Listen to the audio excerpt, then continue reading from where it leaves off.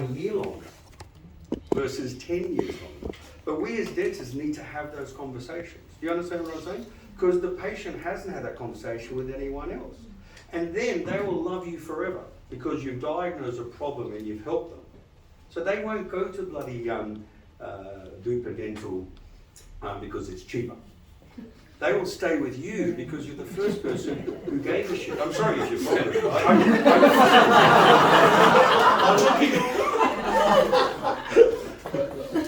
I apologise unreservedly, George. Bupa were around just one practice of the year within Bupa. Yeah. Okay, maybe no gap. I love that. No gap.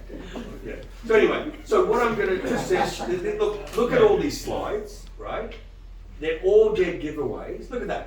Do you think her tongue is not including her own? Of course it is. And yet all of us start dentistry like that. Yes or no? Come on, be honest. Depending on what your thing is, you'll definitely take bite wings. Yes or no? What happens if we don't take bite wings, but we actually save her airway and get her sleep better? What do you think is more important? I prefer to have a MOD. We call that big fillers. MOD. I prefer to have an MOD and live longer and sleep better. Yes or no? So what if bite wings last? Epworth scale first. Exactly. Anyway, so look at her tongue. Can you see? She has a splint. Look at her uvula.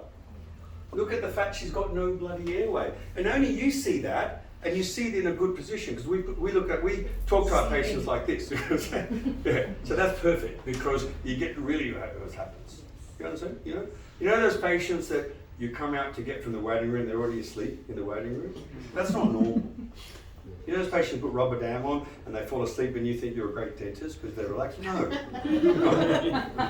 They have sleep apnea. You've just misdiagnosed it. Okay? Why did you put rubber dam on in the first place? Yeah, so all these patients, and there's a high correlation between all these things that we never look at. So in this presentation, I go through the common things. So that's the Mallampati score. With Mallampati, you don't push the tongue down. You just say ah, right? And when you say ah, you have a look at the back of the throat to see how much oak there is. Now, that's normal. All those patients I've shown you are there. Do you understand that? Yeah. Right? Whereas when you want to look at the thing, now let's just end it with this thing. The biggest laugh I have, just like none of you know anything about range of motion opening, probably no one knows how to diagnose a tongue tie. Look at the very young dentistry, which is good. Very good. What's your name? Kevin. Kevin. Mm-hmm. Are you a Kiwi? No. No, sorry. I'm sorry. Okay. You have a Kiwi accent. You have nice teeth, though. Thank you. So, Kevin. Can I call you Kevin? You can. Yeah. Right. Kevin, how can you diagnose a tongue tie? It's controversial, I don't know. Well, it's not. No, it's Is not. it? No, it's not. See, this is what I'm saying. Like, people, I laugh in there. People say, "Oh, he's partially tongue-tied." What the hell? It's not being partially pregnant. You're either pregnant. Kevin, so just answer honestly. I have no clue. That's good. That's right. And neither does your mate here or here, right? Okay. So I want you to read an article. I'll just flick to the article, and I'll end with these slides. This is my good friend, Audrey Yoon. She was a pediatric dentist, then she became an orthodontist, and then I met her at Stanford where we both studied sleep medicine together, okay? And she came up with this beautiful research to measure ankyloglossia, right? So this is what you do. So up till now, the only measurement that was available had no evidence to support it. It was a guy called Larry Kotlow. And you measure it from the insertion of the frenum to the tip of the tongue. Do you understand? Right? And that measurement gave you an indication, but that's not functional, right? So you could have a reduced measurement, but still be able to raise your tongue normally. So Audrey looked at a very important thing. She looked at the width of the palate as it goes to the amount of tongue tie. To me, that's important because if you're tongue tied, your tongue is not stimulating your maxilla to grow. That's why I have the dental crowding. You get it? And if I'm going to expand and I don't release the tongue, nothing's going to retain my expansion. Here's your problem. Got it? Right. So this is what I want you to do. This is Gotlow's measurement. I used to use it, but I don't use it anymore. What I do instead is this. Right? So this is a range of motion ruler. I'm happy to send you one. We print them out by bulk.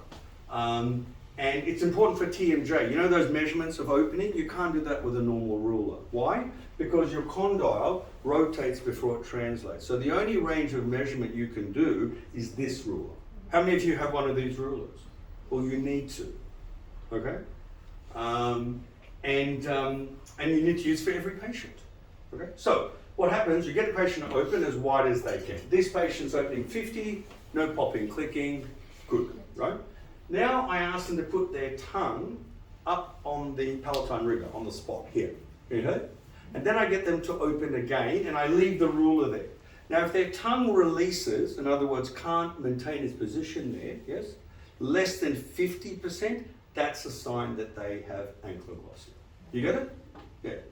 So there is a way. So that's the spot. That's where you want to put your tip of your tongue. And then you ask the patient, so that's normal, that's ideally what we want. That's not ideal, but it's within normal limits.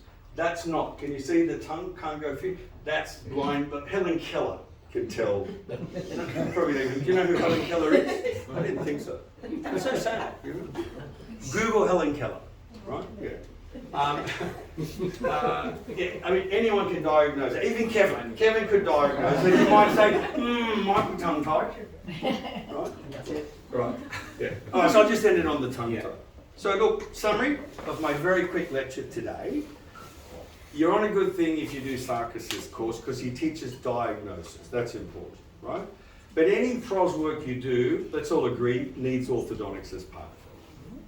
Right? Definition of someone needing orthodontics? Pulse? Yes. We need orthodontics. Pretty much. Unless you're like Kevin, you have a nice class 1 occlusion. Is that natural or you've had ortho? Ernest Chan. Huh? Ernest Chan. Ernest Chan? Yeah, good, good. Well, he's done a good job. Yeah. Do you wear a retainer? I do.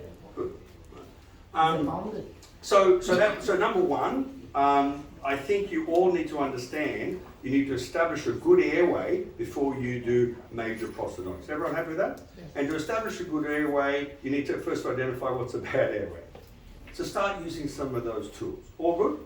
And understand that sleep bruxism is actually the body's defense mechanism for sleep apnea.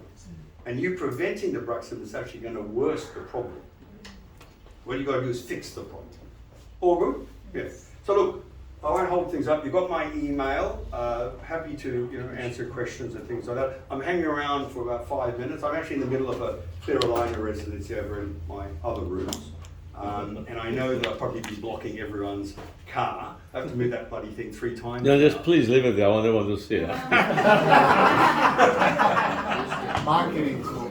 Derek, if they do the course, that's the kind of car they will drive. Yes.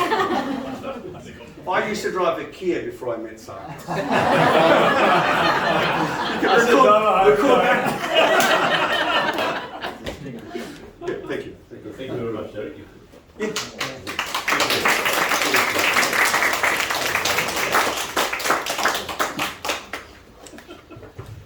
Well, we have like lunch is served, and then we have time to discuss things. Any questions you have? I think you.